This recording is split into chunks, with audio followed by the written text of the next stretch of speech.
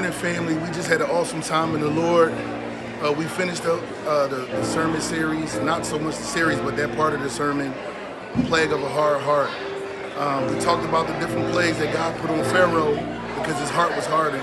I urge you today, get down to CCC. Come get a word, come fellowship with us, come be blessed. We'll be continuing in the series, Matters of the Heart, and we'll be talking about next week one of the heart conditions, whether it's a deceitful heart, a broken heart. Please come down and worship with us. We would love to have you. 308 West 3rd Street, 9:30 a.m. We love you. Be good. There's a word from God today. I'm happy in my spirit. I don't know if y'all can tell. I'm trying to keep still. We was talking about last week matters of the heart. And we came out of Proverbs 4:23. And it said, guard your heart above all else, for it determines the course of your life. Guard your heart above all else. So no matter what you guard your heart above all else, because it determines the course of your life. The more I read that, the more I understood that I'm governed, my movement is governed by my heart. So depending on the condition of my heart, the way I move might look different.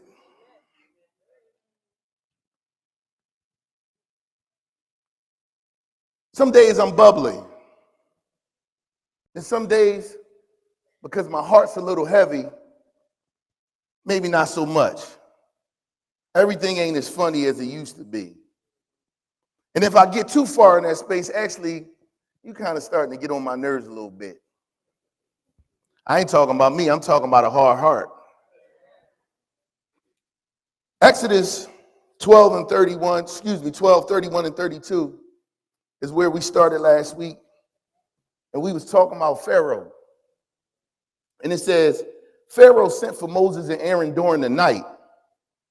Get out, he ordered. Leave my people. Take the rest of the Israelites with you. Go and worship the Lord as you have requested. Take your flocks, your herds, as you said, and be gone. Go, but bless me as you leave. This ain't on the paper, but sometimes them leaving is the blessing.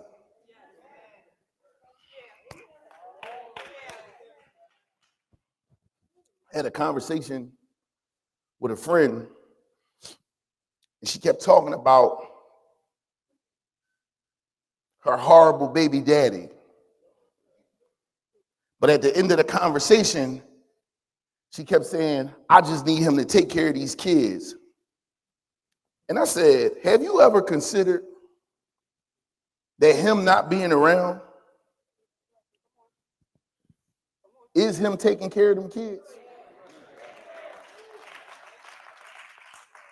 See, sometimes we think because a person is there that they present.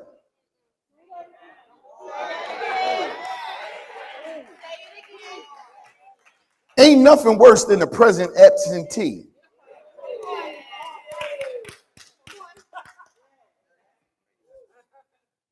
I ain't gonna go there. There's just so much going through my brain. I'm like, stay focused. Last week, I gave some points, some principles. And we're going to finish it today because I didn't finish. I wasn't even close to finish. Principle number 1 was they don't know the Lord. We're talking about a hard heart and the plague of a hard heart, the effects of a hard heart. Sometimes, just sometimes, y'all, not all the time, but just sometimes, people ain't really got nothing towards you. They just battling with a hard heart. And we've learned to personalize things that really ain't got nothing to do with you. They got their own stuff they trying to maneuver through, and you just happen to be in the path.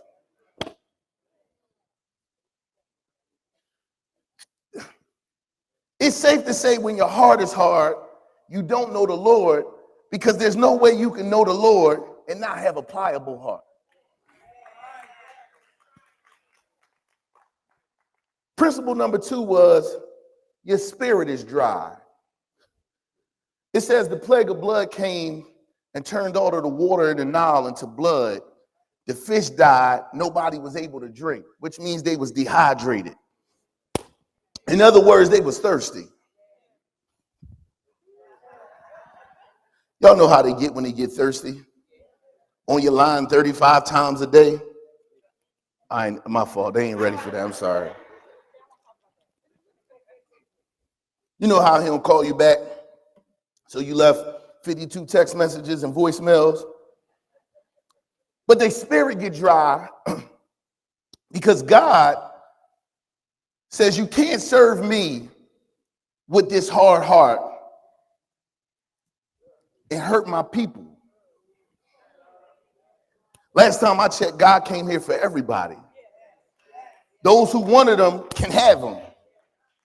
And he said, I can't put you in a position of power and then you bleed all over my people.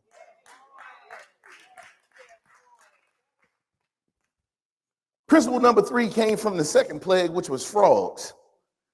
And we understood that frogs represented unclean living.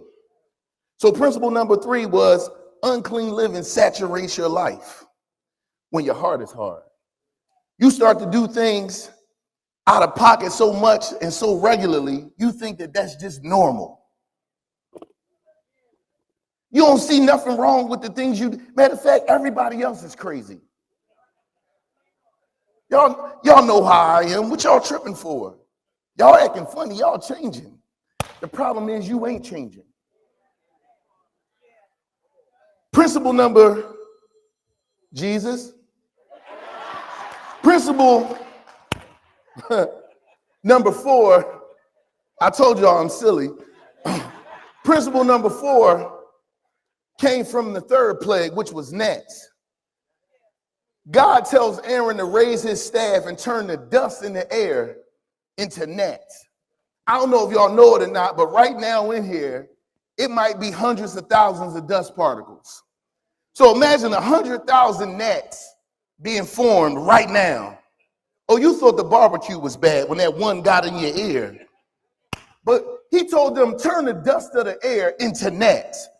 And principle number 4 was the little things start to eat away at you. When your heart is hard, every little thing bothers you. Everything is a problem. You can't see right and nothing going on.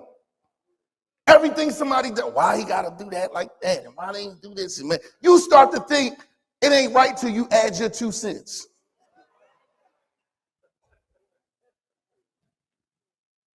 But God said, I'm going to send you these nets. See, I'm going to dry you up first. Then I'm going to let these frogs hop all over you. And then I'm going to let these gnats eat away at you. I'm trying to help somebody here because you're struggling today. And if you really think about the succession of this process, it started with you disconnecting from God, last series. Then you realize you ain't really know God the way you thought you did. See, this is where we make the mistake.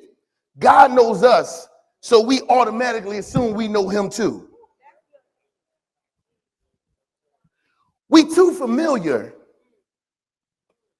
Every day you got to get up with the intention of knowing God better than you knew him the day before. But because he done gave you a couple blessings, took care of a couple problems, you start thinking for God. Oh, well, I know how he going to handle this. This is what he did for me last time, so I know he's just going to do it like this. Oh, really? Are you sure? If he did that for you before, why he got to do it again?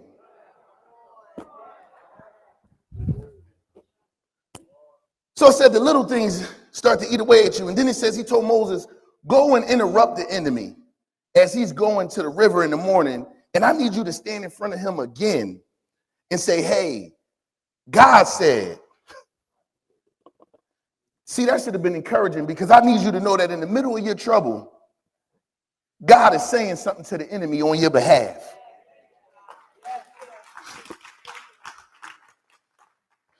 Sister Stacy, I don't know what make him shout, but I'm glad God is speaking on my behalf. Because sometimes I can't formulate the words, or I put together those good 4-letter words that don't make sense in the space. So he said, listen, you don't even know what to pray or ask for. So I'm on the right hand of God uttering for you, speaking on your behalf so that the right words could come out when it's time to pray. They looking at me funny like I'm the only one in here that done said a 4-letter word.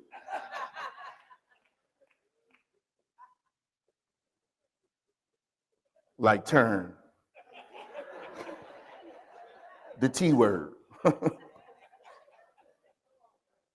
But it says that he tells them, now I'm going to curse you with these flies. You went from blood to gnats to frogs, gnats. Are y'all listening? That's good. Flies. And I don't even know if I gave this as a point. The things you are familiar with resemble dead space. Super bar. Flies feed off of dead things. So even in power, Pharaoh was in control, but God signified that he was dying.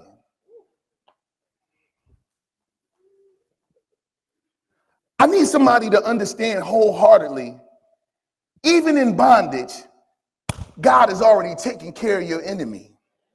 He may not let you out, but he'll let you watch the process.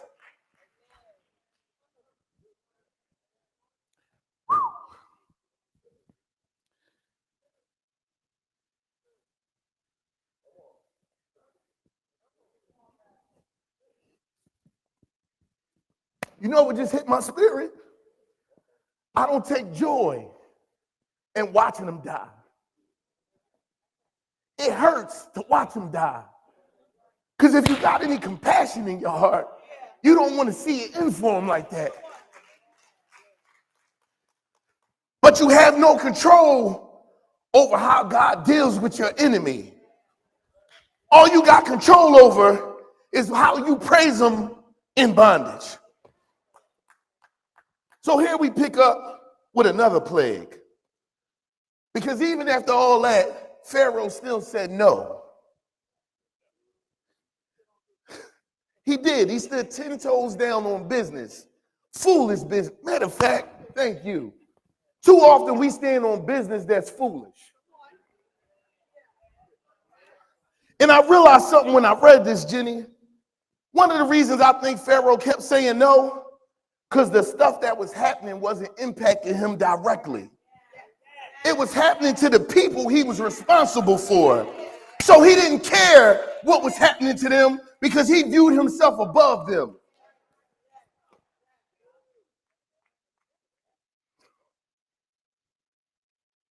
Don't ever be so powerful that you forget about the people God gave you power over. Because without the people, what's the purpose of the power?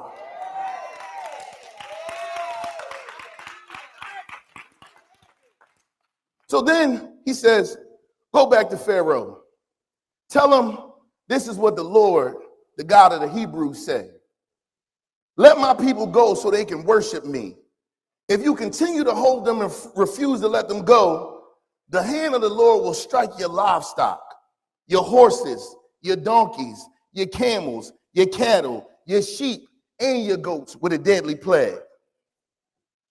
So not only is my hard heart affecting people, I'm now killing the animals too. And I kept saying, well, why did God make a point to say that? Because nothing in the Bible by mistake. And I realized that livestock represented prosperity. Livestock meant you had success and wealth. So what God ultimately told Pharaoh was, now, after I affected these things, I'm going to mess with your money. I'm going to mess with your See, because too often people in power prosper and they fall out of purpose and never realize they out of purpose, even though they prosperous. But I came to give somebody a warning today. If your heart is hard, that even sometimes God will take your prosperity away. Principle number 6. No, that's 6. Areas you were concerned once in, areas you were once successful in no longer prosper. You used to be real good at the job. Now you can't seem to get nothing right. They always called you to fix the problem. Now they deem you as the problem.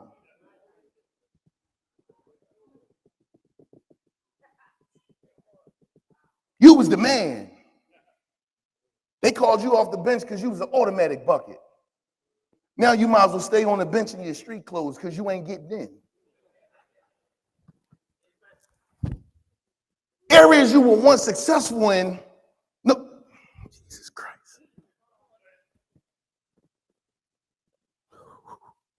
Pastors are falling off. They falling apart because they wondering why the efforts they put in place no longer work. I got to say it this way. You got the thermometer on the wall to raise the money and the needle ain't move. And it been up there for 4 years. But God said, I will no longer let you prosper in my position of power. See, because you took and made this about you, I'll let you stay there, but I won't let nothing you do succeed because you forgot that this is about me.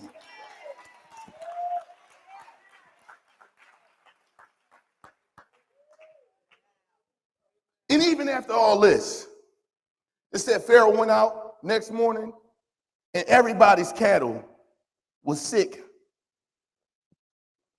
and died. And he still told Moses, get up out my face. Y'all ain't going nowhere. God said, don't even trip. I knew you was going to say that. So the Lord told Moses and Aaron, take handfuls of soot from a brick, toss it in the air while Pharaoh watches. Sometimes God will let your enemy watch his demise.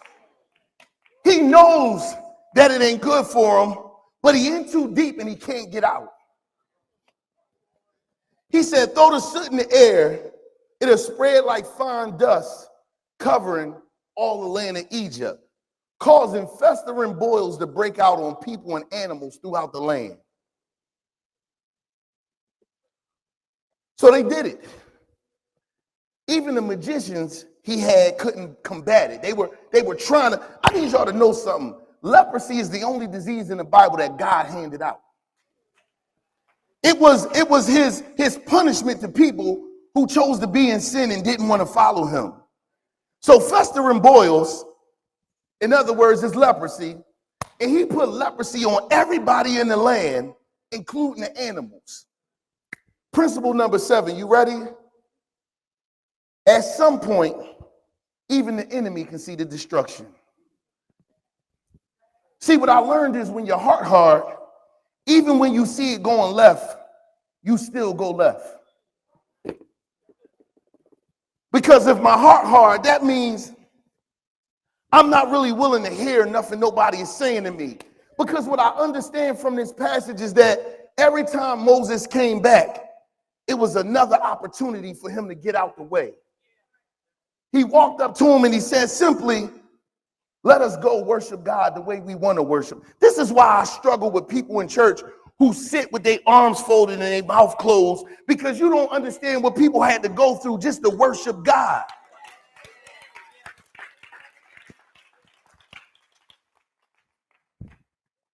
At some point, even your enemy can see the destruction. Next, it's almost like getting jumped. I would imagine so, because I ain't never got jumped, thank God. But you see a lot of feet and fists coming your way, and all you could do is ball up and hope nobody get in. Because it says right after he dropped the boils, it says that a hailstorm. I don't know if y'all know what a hailstorm is. It says Get up early in the morning, stand before Pharaoh and tell him, this is what the Lord said. How many times do God got to tell you it's me talking? You keep ignoring the messenger. I'm going to say it again because I said it right. You keep ignoring the messenger. You discredit people, so you discredit what they're saying, even though the message is still coming from God. And ultimately, you playing yourself. Because God makes it known every time he talks, it's me again talking. And I'm coming to tell you, I need you to let Moses never once said, I need you to let my folks go. He said, God said, he needs you to let his people go and to worship him the way they choose to worship him. So they're not even battling over stuff. They battling over worship. See, I need y'all to understand, Pharaoh had his own gods. So he's struggling with them going to worship the true and living Savior. That's why that man don't want you to come to church.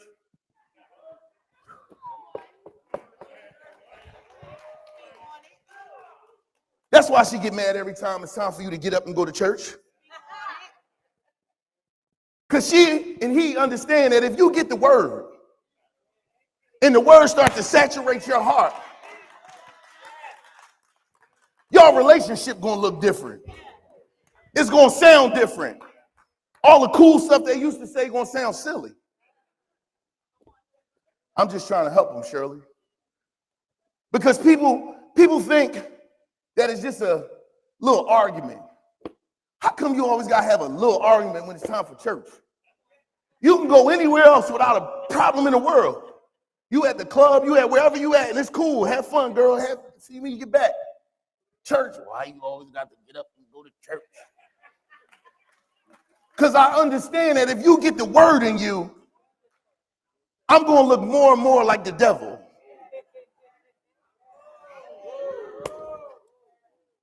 So it says, let my people go so they can worship me. If you don't, I will send more plagues on you and your officials and your people. Then you will know that there's no one like me in the earth.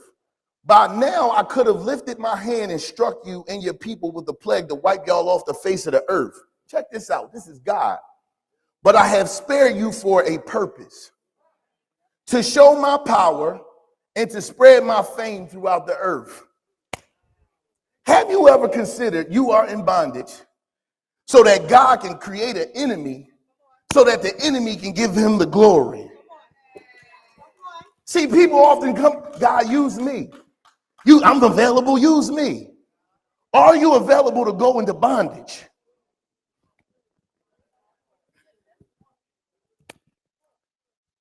He said, I'm keeping you alive, talking to Pharaoh, for a purpose. So you mean to tell me, God, I'm suffering in bondage and you keeping this fool alive so you can get glory out of him while I suffer? He said it's a two-edged sword. I'm going to get glory out of him because people going to believe after I do what I do to him.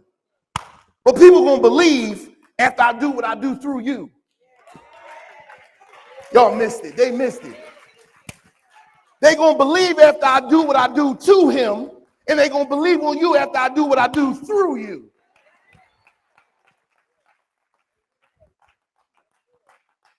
We understand that hell is the wrath of God.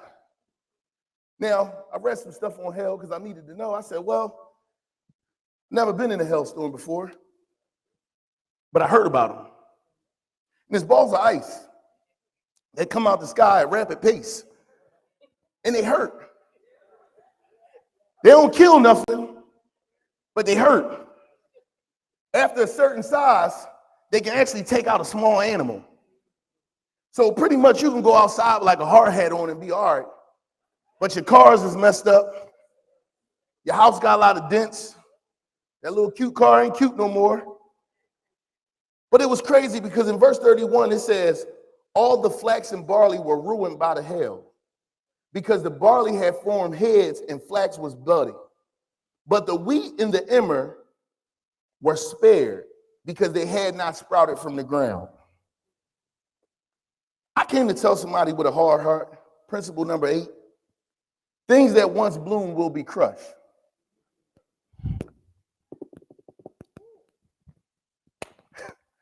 It's a new phrase on the horizon, and it's called when all hell breaks loose.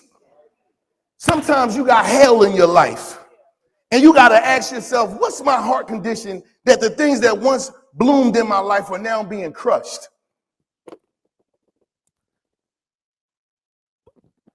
I'm going to explain like this, Jenny. I think they'll get it.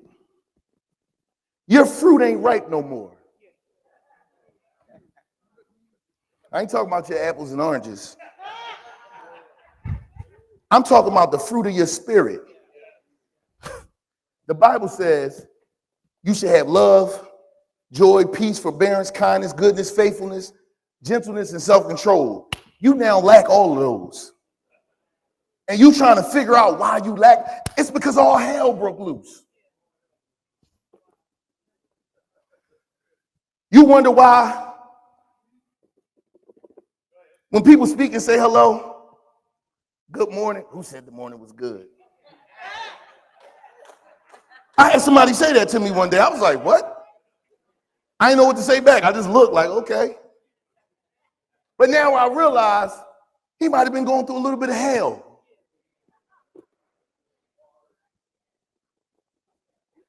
You wonder why you can't sleep at night? You wake up every hour on an hour. You think it's because you got to pee?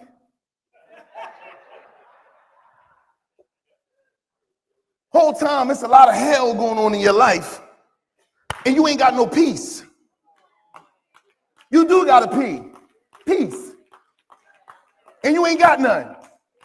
But you ain't got none because your heart hard. I came to free somebody today. You might not even know your heart is hard.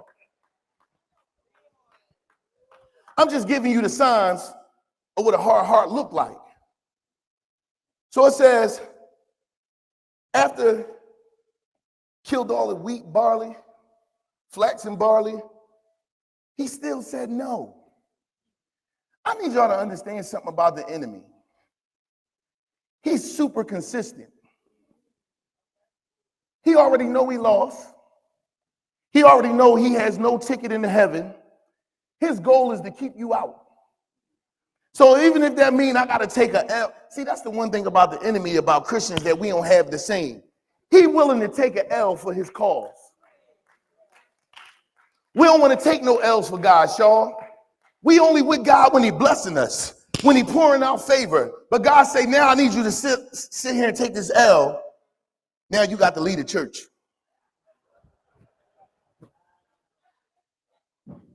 So the next plague comes, and this is the plague of locusts.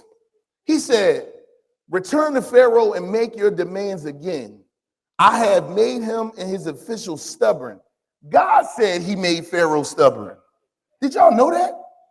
See, we thought Pharaoh was just being stubborn. It says, God said, I made him this way because I'm going to get the glory out of this. See, it started off with him, but now I'm making him stubborn for my name's sake. So stop thinking you can say enough to get them to change their mind. God making them stubborn. I might have just saved somebody an argument. Because you was going back home to talk about it again. Yeah, and when I left this morning, I had told you.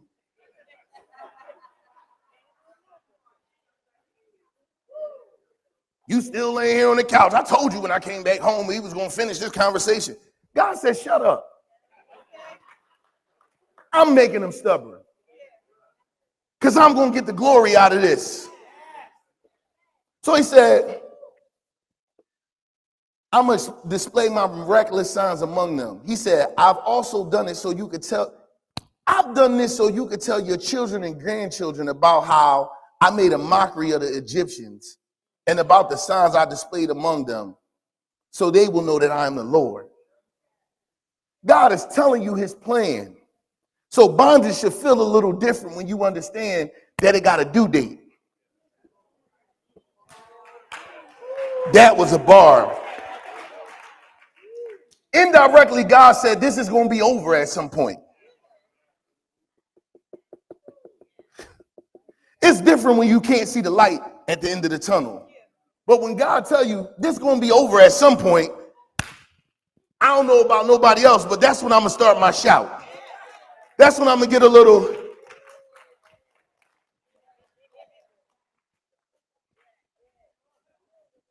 He said, I'm doing this to him because I need your grandchildren to know who I am. So in other words, sometimes I got to make it real bad for you to talk about it for the rest of life. That was good. You still talking about it because he made it that bad so you could tell. See, y'all telling the wrong story. He didn't bless you through that so you could tell that story. He blessed you through that so that you could tell them that God got you out of it. You keep going back telling the story. Let me tell you what he did. No. Let me tell you what God did while I was there. I was caught up in this situation for years, and God saw fit to bless me through my enemy. He kept striking him down, but I had to sit there and watch while he did it. Have you ever considered that he ain't take you out of bondage just so you can see?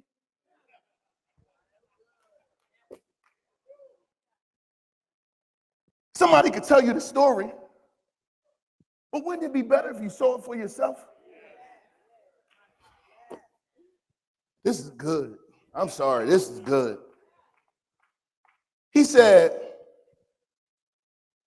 I'm doing this so your grandchildren can know, so that y'all will know that I am Lord. The Bible says that the locust came in and devoured whatever wasn't destroyed by the hail. The locust came in and devoured. Remember the stuff that didn't pop up yet? That he thought was safe? Jesus. The stuff he thought was safe, God said, I got something for that too. So way before we started saying it, God was telling people play with something safe.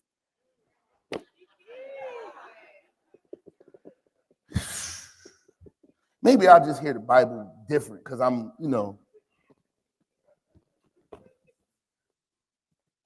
Let me tell y'all something about locusts. The nature of locusts is they move in swarms. Swarms is just a fancy word for a whole bunch of them. More than you could count. And usually swarm means something that flies. And they eat away at what you're supposed to eat. Jenny, over the past couple weeks, I've been dropping bar after bar. But that by far was the best bar I think I've ever dropped. It says that the locusts come and they eat what you're supposed to eat. So you're supposed to be eating this word. But the truth is all you're doing is putting it on your plate. And before you can get your food, your fork in the food, the locusts come in and take what you're supposed to eat. Bars. That's the problem with the church. We just keep plating food, but we stop playing with your food. Ain't that what y'all say when we grow up, Mom? To stop playing with your food. Y'all twiddling the food around on the plate, and the locusts came in and said, let me get all that. And that way, when the war starts, you ain't got nothing to eat on. You ain't got nothing to pull from because he done ate everything off your plate.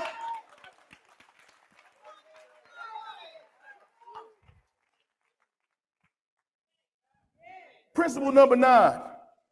All this is happening so God can get the glory. Stop making it so I know it don't feel good.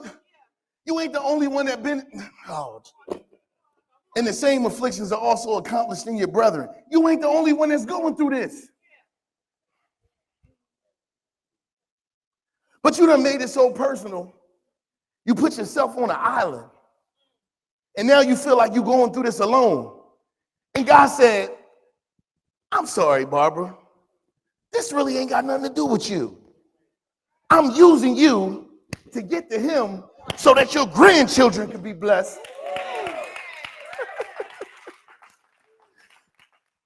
Because I would imagine, I'm just imagining, this is my biblical imagination, that at some point, Moses and Aaron was annoying Pharaoh.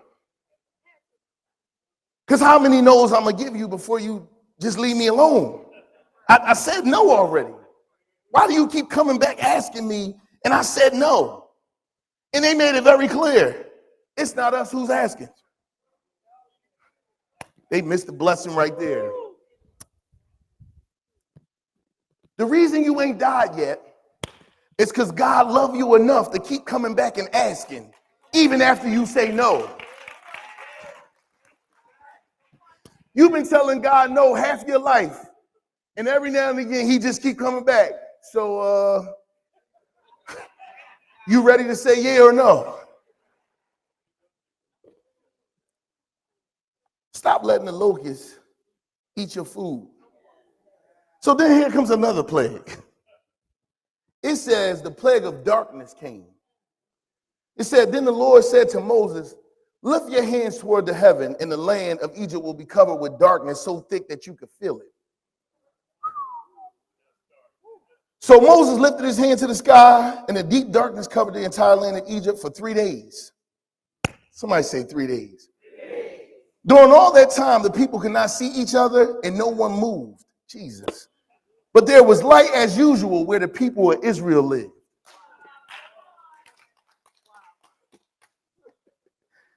My brain just got an overload, like it was too much. So you mean to tell me it's darkness all around me, but it's light where I live? Finally, Pharaoh called Moses and said, go and worship the Lord, but leave your flocks and your herds here. You might even take your little ones with you. So now he think he doing Moses and them a favor. Y'all can go, but leave this behind and just go ahead and go. Moses said, no, we got to provide the animals for sacrifice, so we can't leave without our livestock. No hoof shall be left behind. He said, we don't know how to worship God until we get there. We can't leave nothing behind. I'm going to take everything with me. I'm blessing y'all right now. I'm going to take everything with me because I don't really know how I got to worship God when I get there. So in other words, I'm not leaving my praise at home when I show up on Sunday morning because I don't know how God going to ask me to worship him when I get there.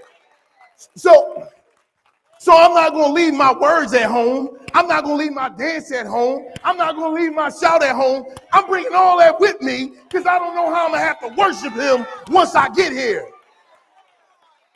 He might say, I need you to cry. So what I look like leaving my tears at the crib? I'm bringing all that with me because I don't know how I'm going to have to worship God once I get here.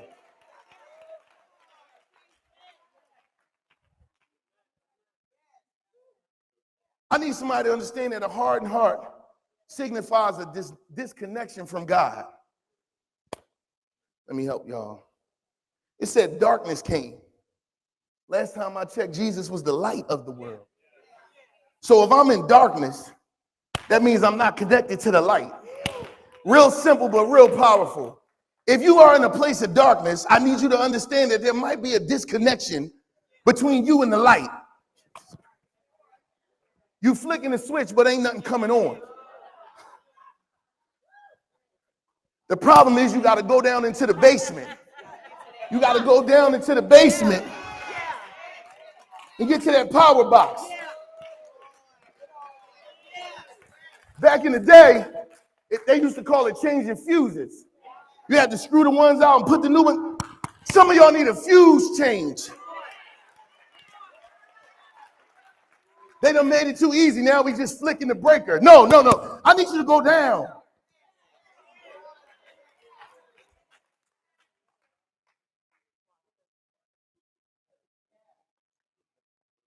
And you know what's crazy? You always had to go change the fuse in the dark.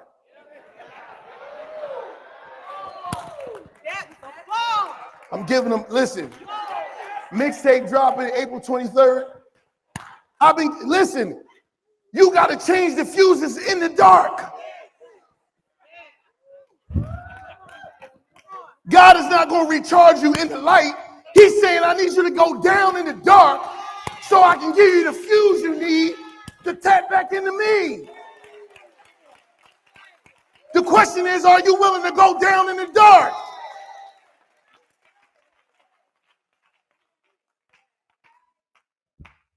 I learned something else about darkness.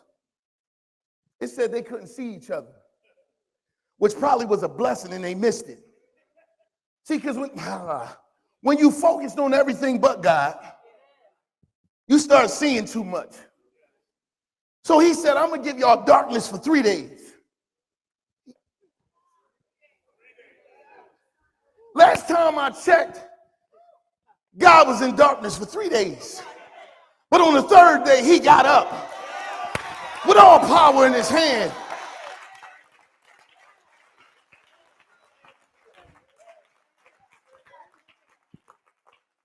Principle number 10, you ready? Darkness, this is all when you got a hardened heart, is where chaos resides. It said nobody could see, so they didn't move for 3 days. Sometimes a hard heart will render you paralyzed. You'll be there for about 3 days, not knowing why you can't move. You can't see nothing around you. I'm led to believe he made it a point to say they couldn't see nobody, but I heard everything. Sometimes in your dark places, God is working on your hearing.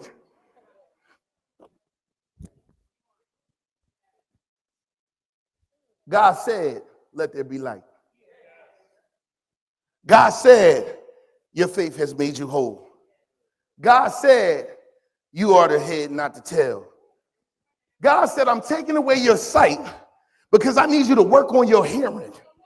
So sometimes in your darkness, it's not because he wants you to be blind, it's because he wants you to hear.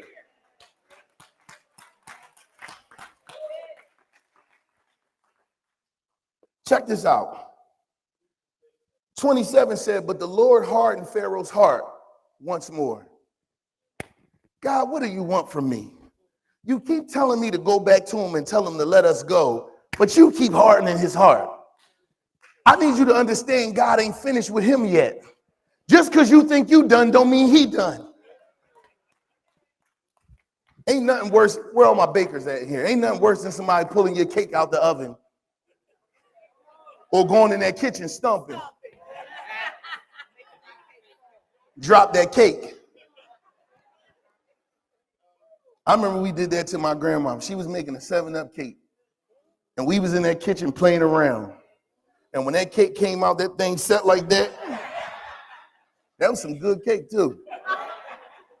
We tore that leaning side up just so it looked right. But that's what we do to God. God, I had enough. I'm done. And we hop out the oven. And you wonder why you leaning on every side. But it said the Lord made Pharaoh's heart hard once again, and he would not let them go. He said, get out of here. That's what Pharaoh shouted to Moses. He said, I'm warning you, never come back to see me again. The day you see my face, you will die. Check Moses' response. I need y'all to read the Bible and see the blessing.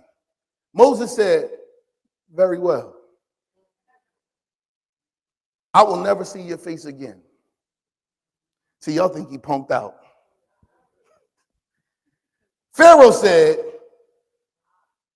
the day you see my face again, you're going to die. Moses said, very well, I won't see your face again.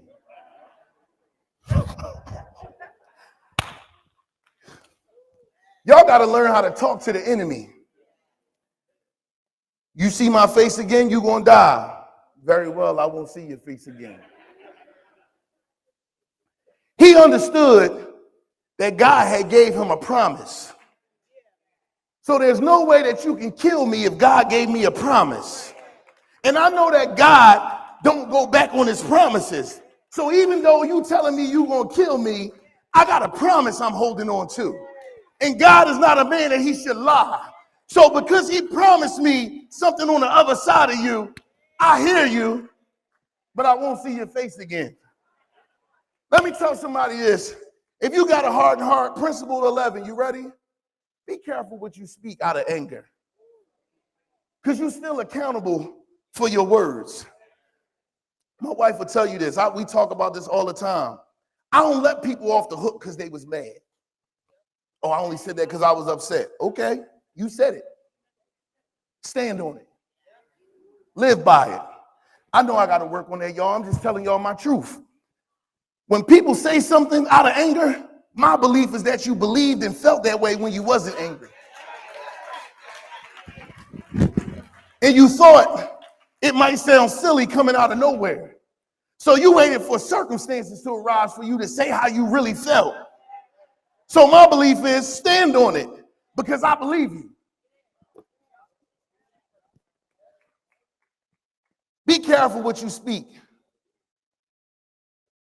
out of anger. Here we are, chapter 11. This is real quick. I ain't even going to go through this too much.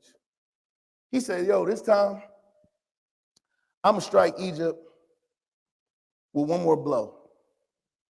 After that, Pharaoh will let you leave this country. In fact, he will be so eager to get rid of you that he will force you to leave. So God, you keep telling me to go back, and he telling me no. You telling me what you about to do to him, he gonna push me out. Sister Pat, he gonna push me out. See, you thought you got pushed out because God took his hands off you. You got pushed out because his hands was on you.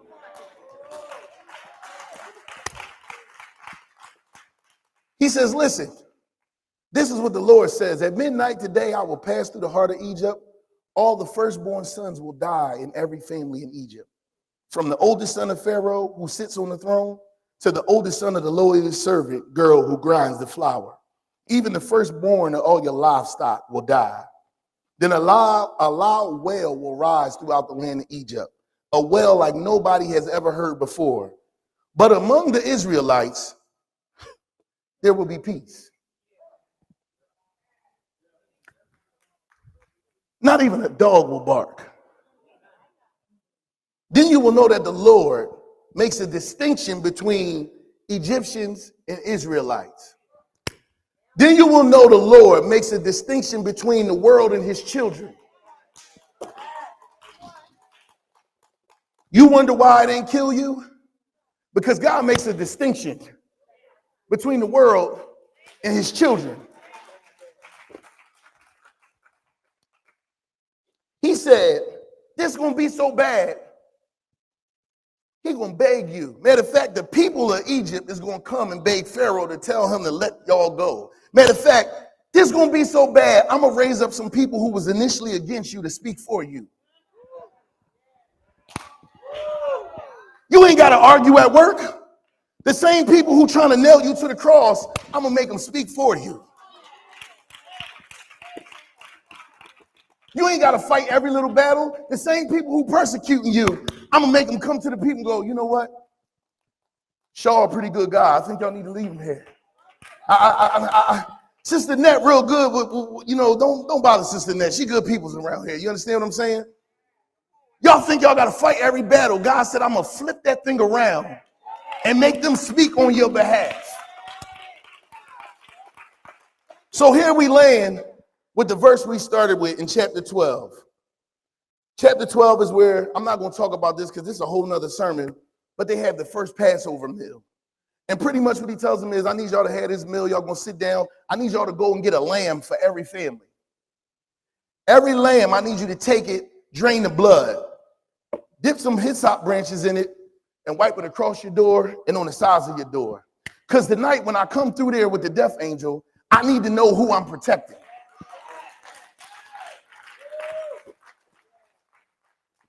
I'm going to say it again one more time. I'm going to say it like this.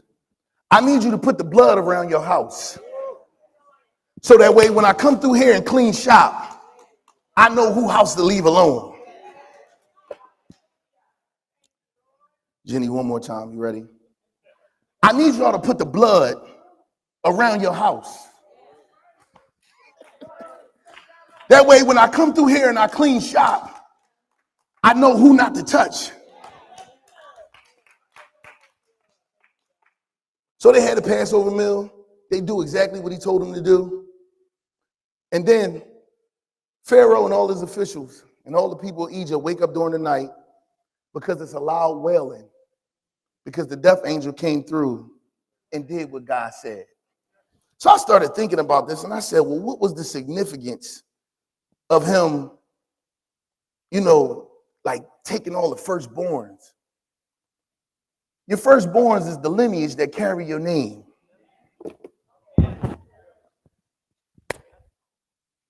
God told, I believe it was Abraham in the Bible, I'm going to make your name great.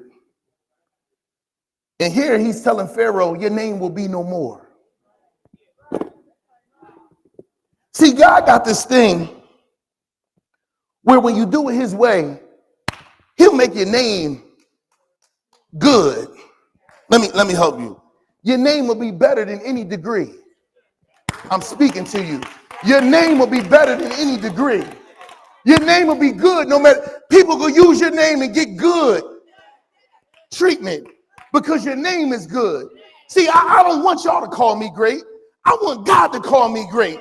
Because when God called me great, that means my name good wherever God send me to go. I ain't got to work as hard as you do because you put yourself there and he sent me. That's the difference between went and sent. You went, I got sent. And we going for the same thing, and I'm not working as hard as you. It's because he made my name good. Yeah, you got 3 degrees, and I ain't got no degrees. But somehow my name good enough. Matter of fact, they gonna hire both of us, and they gonna make you teach me the job because my name good.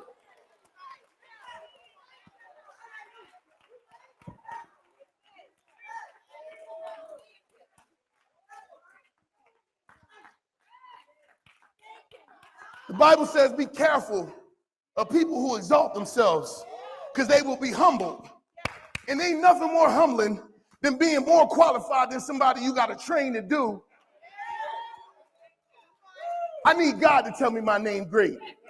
You can call me all kinds of things, but I want God to call me his good and faithful servant.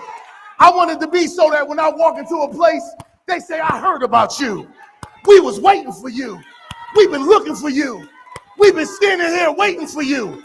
We didn't know where you were coming from, but we glad you're here.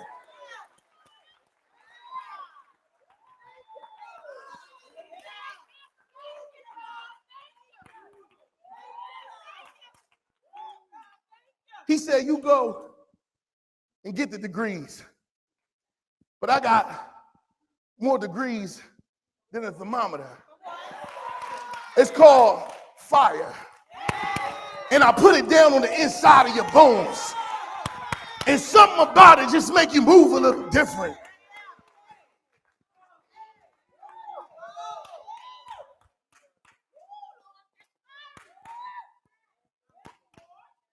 So he said, here we are. Exodus 12. He said, Pharaoh sent for Moses and Aaron during the night, and he said, get out. Leave my people, take the rest of your people, go and worship as you have requested. Take your flocks, your herds, as you said, and be gone. So way before Martin was kicking people out of his apartment, telling them to be gone, Pharaoh kicked the children. He said, y'all got to get to stepping. Y'all got to go.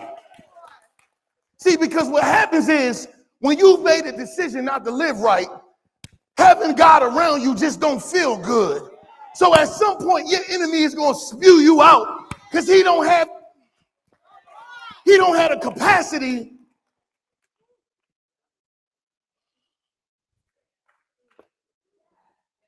take your flocks and your herds and be gone. Go. How many times how many ways can you tell a person to leave? Get out. Go. Be gone. Sayonara. Arrivederci. See you later. Holla at me. But then he says, but bless me as you leave.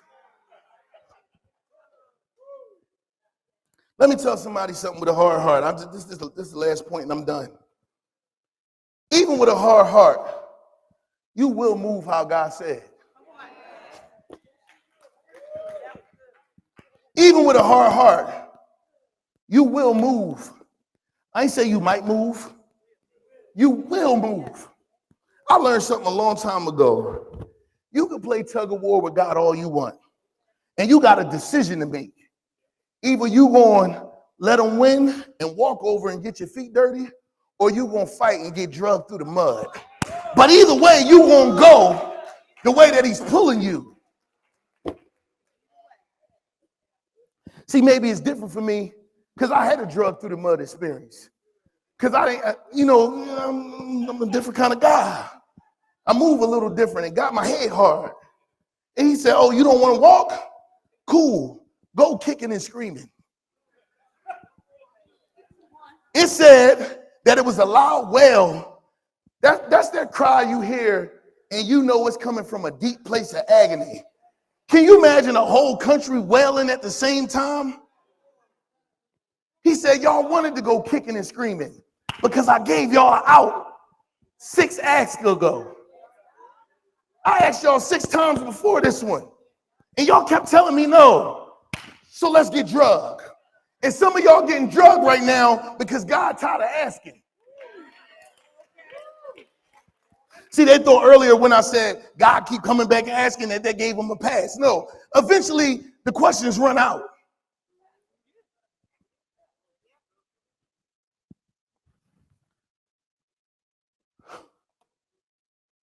He said, I'm going to strike Pharaoh in the land of Egypt with one more blow. So without saying, he told him it's over after this.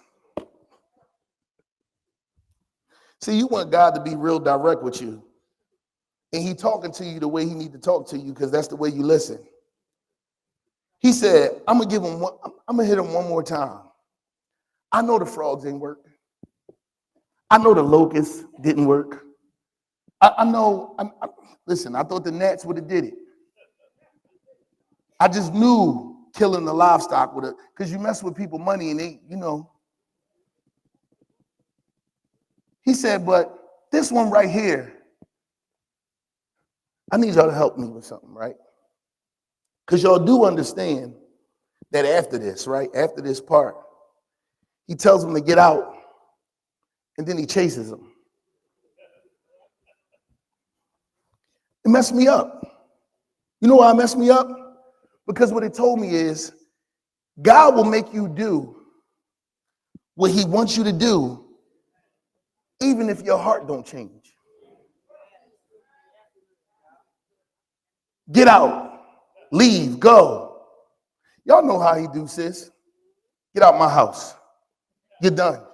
We done. Get out. 2 days later, boo, I miss you. I ain't seen you in a couple of days. It's because my heart really didn't change. I'm just doing, God will make you do what he needs you to do for his glory. He let them go. They left. The Bible records later on that somebody said, I can't believe we just let go of all that free labor. I can't believe we got rid of, see, because what happened is once he let them go, they had to do stuff on their own.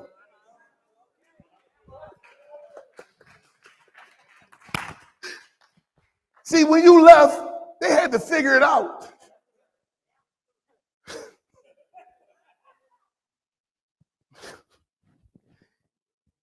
He thought he was the man of the house till his woman left.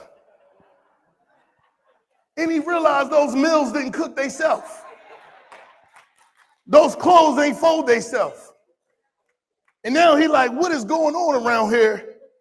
Why we get rid of all that free labor? So the Bible records that they load up their best chariots. They find the soldiers and they go chasing after the children of Israel. Let me tell y'all something. God makes promises in the form of promises that sometimes you don't even know is a promise. Because I recall very distinctly Moses saying, very well, I won't see your face again. It says the enemy was behind them, which means I can't see your face because you behind me. But God is still fighting on my behalf because he told me that I wouldn't see your face again. As they go through the Red Sea, they get swallowed up by the Red Sea. They miss the bar. As you go through the circumstance, other people get swallowed up in it. You need to learn how to bless God for the things he allows you through that other people